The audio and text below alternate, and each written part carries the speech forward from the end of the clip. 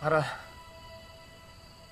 I don't know why I'm here or why I'm doing this, pero pakiramdam ko, kailangan ko magpaliwanag sa'yo.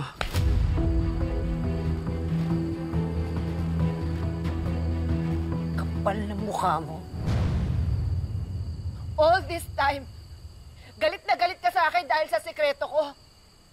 Oo, tinago ko yung pangalan ko, yung pagkatao ko, pero ikaw, tinago mo yung affair niyo ni Ronnie. Carol, nangyari lang yun ng isang beses. There was no affair. Bakit ilang beses pa kailangan mangyari para tawagin affair, ha? Ang point is, nagloko ka, Wilfred, and for sure nagustuhan niyo yun. So, sino ngayon sa atin ang sinungaling, ha? At Wilfred, hindi ka lang basta sinungaling. Magloloko ka pa. Carol, alam ko nagsekreto ako.